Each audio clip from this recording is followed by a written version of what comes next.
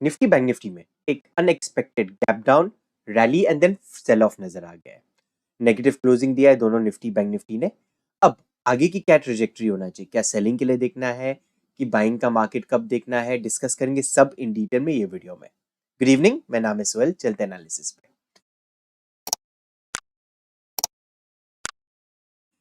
पहले हम weekly analysis कर लेते दोनों निफ्टी बैंक निफ्टी का भी, फिर डेली एंड देन 15 मिनट के चार्ट पे देख लेते कि एग्जैक्टली कौन से पॉइंट पे हमें बाइंग या सेलिंग करना है। तो ज्यादा टाइम नहीं लूंगा आपका। क्लोजिंग मिला है 18,069 पे। इंपॉर्टेंट यहाँ पे क्या दिख जाता है कि 18,000 के ऊपर ही क्लोजिंग है, तो अभी तक बेरिश फेज में नहीं मानते हुए चलूंगा। यस, इंडिकेशन दिया है नेगेटिविटी का। वीकली चार्ट पे क्या नजर आ रहा है? अब वीकली चार्ट पे नजर आ रहा है कि एक inverted hammer type of candle बना हुआ है।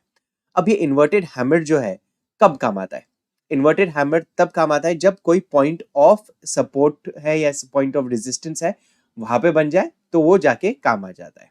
सो यहाँ पे देखेंगे ये एरिया है प्रीवियसली एंड ये एरिया है प्रीवियसली जहाँ पे निफ्टी ने एक तरह का सब रेजिस्टेंस लिया हुआ था। लाइकवाइज यहाँ पे भी रेजिस्टेंस लिया हुआ था। तो रेजिस्टेंस लिया है ये पुराना कंसोलिडेशन के एरिया के आसपास में। अब ये वैलिड कब होगा? जब इसके नीचे आना शुरू हो जाएगा तब ही ये वैलिड होने वाला है कैंडल। तो जूम इन कर लेता हूं यहाँ पे। जब तक कैंडल का लो नहीं टूट जाता, जब तक हम सेलिंग के लिए प्लान नहीं कर सकते। हो सकता है यहाँ पे गैप अप कभी खुल गया तो साइडवेज चली जाए एक आध हफ्ते के लिए, या कंटिन्यूएशन ऊपर का ट्रेंड दे दे।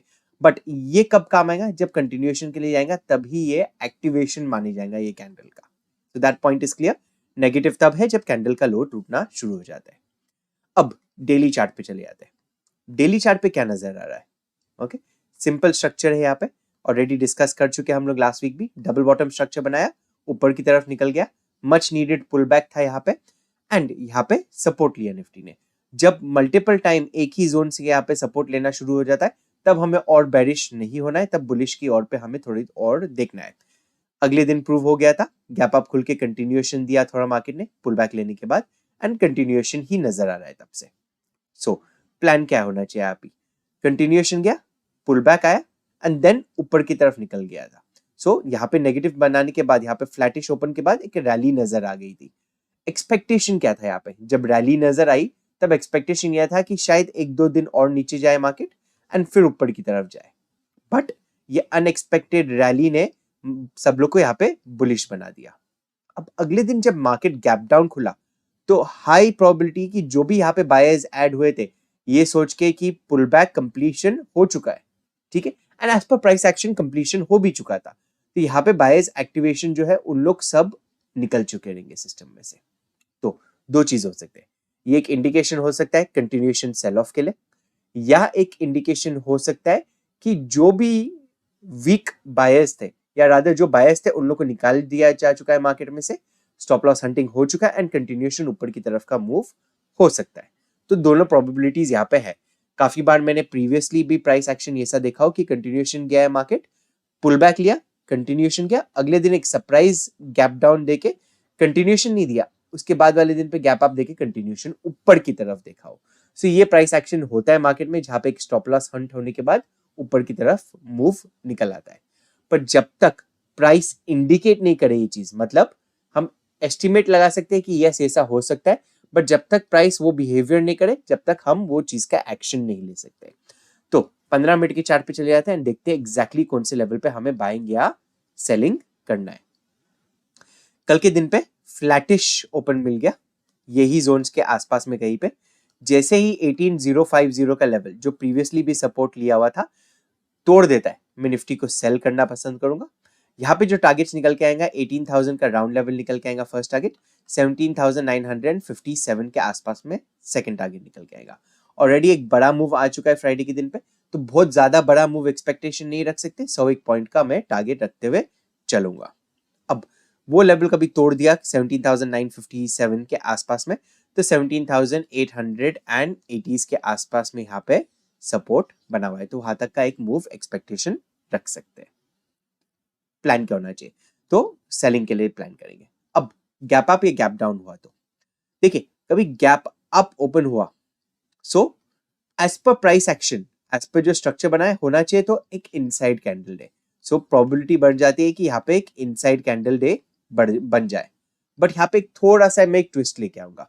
कभी एक बड़ा गैप अप हो गया और 18,160 के ऊपर कहीं पे गैप अप हो गया, तो मैं मार्केट को बाइंग के लिए एंड सेलिंग के लिए दोनों के लिए मैं प्लानिंग रखूंगा। तो यहाँ पे प्लान क्या होना चाहिए, कभी ये लेवल्स के आसपास में 18,160 के आसपास में कहीं पे गैप अप ओपन हो जाता है, मतलब 101 पॉइंट का, 80 पॉइंट, 100 पॉइंट का गैप अप हो गया एंड फर्स्ट इनिशियल एक रेंज बना दिया मार्केट ने।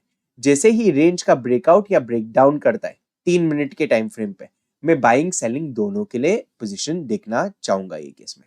सो से फॉर एग्जांपल गैप अप खुला 18,160 के आसपास में, एक सेलिंग एक रेंज बना दिया एंड रेंज का ब्रेकडाउन हो गया, तो यहाँ पे मैं निफ्टी को सेल करूंगा।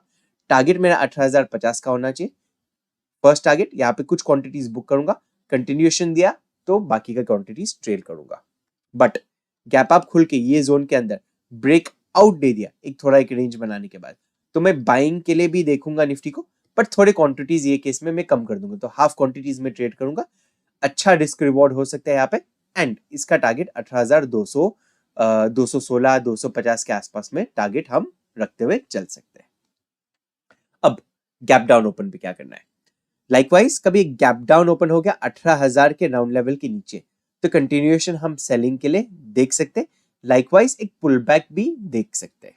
सो यहाँ पे हम 3 मिनट्स के ब्रेकआउट या ब्रेकडाउन पे ट्रेड करेंगे। 18,000 के आसपास में गैप डाउन हो गया ओपन, नेगेटिव रेड कैंडल बन गया, कैंडल लो के नीचे हम शॉर्ट करेंगे, टारगेट 17,957 के आसपास में फर्स्ट टारगेट, 17,880 के आसपास में हमारा सेकंड टारगेट निकल के आएगा। बट कभी यहाँ पे एक सपोर्ट लिया, जैसे फ्राइडे के दिन किया था, इनिशियल एक बुलिश कैंडल कभी बना दिया 18,000 के आसपास में, तो यहाँ पे बाइंग के लिए भी मैं देख सकता हूँ आधे क्वांटिटीज के साथ में।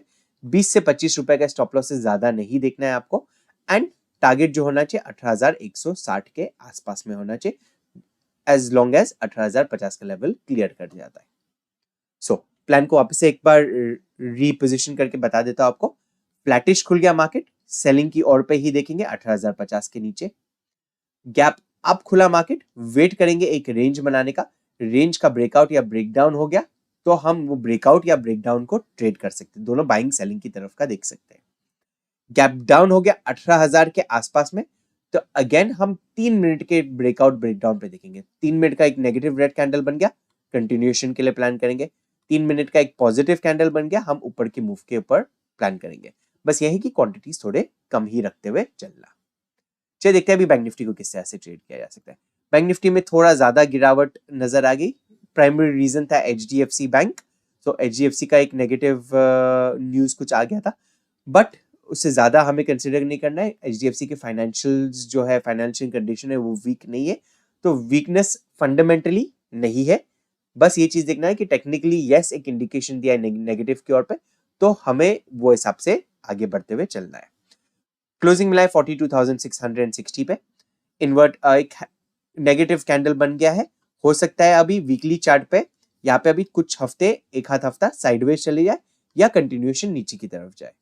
बाइंग के कब देखना है, जब ये लेवल को क्रॉस करना शुरू है, जो प्रीवियस कैंडल है उसके हाई को क्रॉस करना शुरू कर देता है, तभी हम कुछ फ्रेश बाइंग के पोजीशंस बना सकते हैं for knew all time high. Simple है। अब चलते हैं डेली चार्ट पे, देखते हैं क्या नजर आ जाता है डेली चार्ट पे। डेली चार्ट पे आप देखेंगे, so again like Nifty similar चीज था। यहाँ पे पुल बैक लिया मार्केट ने एक डबल बॉटम बनाने के बाद, कंटिन्यूएशन गया ऊपर की तरफ, यहाँ पे पुल बैक आया, कंटिन्यूएशन ऊपर की तरफ। तो यहाँ पे सब बायर्स ऑलरेडी ट्रिगर हो चुके थे, उन लोग सिस्टम में से निकल चुके हैं। अब उन लोग सिस्टम में से निकल चुके हैं, तो ये लेवल के नीचे जब आना शुरू हो जाता है बैंक निफ्टी, तो हमें बाय डिफॉल्ट सेलिंग के लिए प्लान करना है फॉर 42,000 के टारगेट के लिए।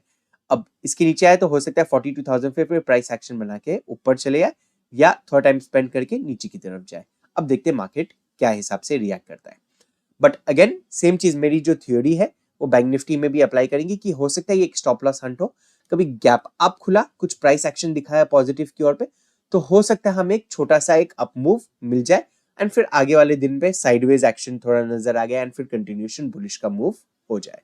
सो ये एक पॉसिबिलिटी नजर आती है मार्केट के अंदर। अब 15 मिनट के चार्ट पे चले जाते हैं, देखते हैं एग्जैक्टली कौन से लेवल्स पे मैं बाइंग या सेलिंग के लिए प्लान करने वाला हूं। सिंपल है, फ्लैट खुल गया मार्केट एंड 42,600 का लेवल तोड़ना शुरू कर देता है, मैं बैंक निफ्टी को सेल करूंगा। यहाँ पे दो टारगेट्स निकल के आएंगे मेरे, 42,500 का फर्स्ट टारगेट निकल के आएगा, 42,000 का मेरा राउंड लेवल का सेकंड टारगेट निकल के आएगा। यहाँ पे बीच में 42,500 42,000 के बीच में हम अग्रेसिवली ट्रेल करते हुए जाएंगे। अब कभी गैप अप ओपन हुआ तो अगेन जैसे निफ्टी में डिस्कस किए थे, कभी गैप अप ओपन हुआ बैंक निफ्टी में एंड ये गैप अप ये रेंज के बीच में 43,280 के आसपास में, तो ये जोन के आसपास में, स्विंग हाई के आसपास में, एंड 43,000 का राउंड लेवल, ये जोन के आसपास में कभी गैप अप ओपन हो गया एंड सस्टेन कर जाता है ये जोन के अंदर, मतलब एक रेंज बना देता है, तो ये रेंज का दोनों में ब्रेकआउट या ब्रेकडाउन दोनों ट्रेड करने को मैं प्रिपेयर्ड हूँ। सो सेफ एग्जांपल कल के दिन यहाँ पे गैप अप खुल गया एंड 3 मिनट के टाइम फ्रेम पे ये एक रेंज बन गया। जैसे ही रेंज का ब्रेकआउट हो जाता है, मैं बाइंग की ओर पे देखूंगा बैंक निफ्टी को। बाइंग का जो मेरा टारगेट निकल के आएगा वो रहेगा करीबन 43,400 एंड फिर 43,500 के आसपास में।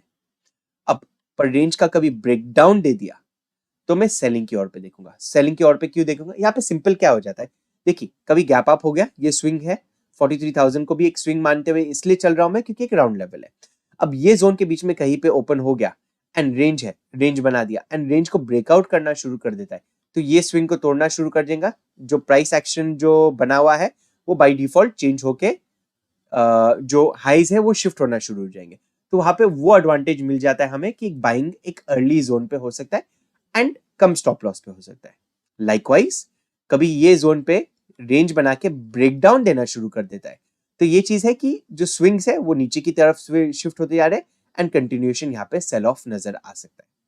तो जैसे ही एक रेंज बना दिया निफ्टी या बैंक निफ्टी ने, उसका ब्रेकआउट ब्रेकडाउन पे मैं ट्रेड करूंगा।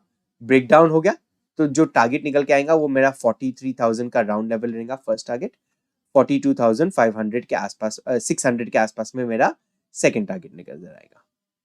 ऊपर की तरफ निकलना शुरू हुआ कभी रेंज बनाने के बाद, तो 43,400 का के आसपास में मेरा फर्स्ट टारगेट रहेगा, 43,500 से लेके 588 के बीच में मेरा सेकंड टारगेट रहेगा। अब गैप डाउन के केस में कभी गैप डाउन ओपन हुआ मार्केट 42,500 के नीचे, सो 42,500 या 500 के नीचे, जो थोड़ी पॉसिबिलिटी कम लिख रही है, तो जैसे निफ्टी में डिस्कस किए थे ब्रेकडाउन भी हो सकता है एंड रिवर्सल भी आ सकता है। दोनों चीज के लिए प्रिपेयर रहना। 3 मिनट के कैंडल पे आप ब्रेकआउट या ब्रेकडाउन देख सकते हैं, तो 3 मिनट का एक नेगेटिव रेड कैंडल बन गया, कैंडल लो के नीचे शॉर्ट करने के लिए आप रेडी रह जाना। 50 से 60 रुपए का आपका स्टॉप लॉस होना चाहिए, उससे ज्यादा नहीं रखना एंड टारगेट्स ऑलरेडी हम डिस्कस कर चुके नीचे की ओर पे 42,000 का राउंड लेवल। कभी एक बुलिश कैंडल बना देता है तो कैंडल हाई के ऊपर हम बाई करेंगे एंड जो केस में ये केस में थोड़ा slow and study up move हो सकता है, बट फाइनल टारगेट यहाँ पे निकल के आएगा 43,000 के आसपास में। तो एक अच्छा दिन हो सकता है दोनों बाइंग सेलिंग के लिए कल के दिन पे, तो थोड़ा प्रिपेयर रहना, थोड़ा लेवल्स को मार्क करते हुए रखना एंड प्रिपेयर दोनों तरफ बायस रखते हुए नहीं चलना। कल के दिन पे दोनों तरफ का मूवमेंट हमें मिल सकता है। हमारा वीडियो कभी आपको अच्छा लगा तो लाइक एंड शेयर जरूर कीजिएगा। अभी तक हमारा टेलीग्राम ग्रुप आपने ज्वाइन नहीं किया तो नीचे डिस्क्रिप्शन बॉक्स में लिंक दिया हुआ है, उसे जरूर ज्वाइन कीजिए। Thank you for watching the video. Have a great trading day.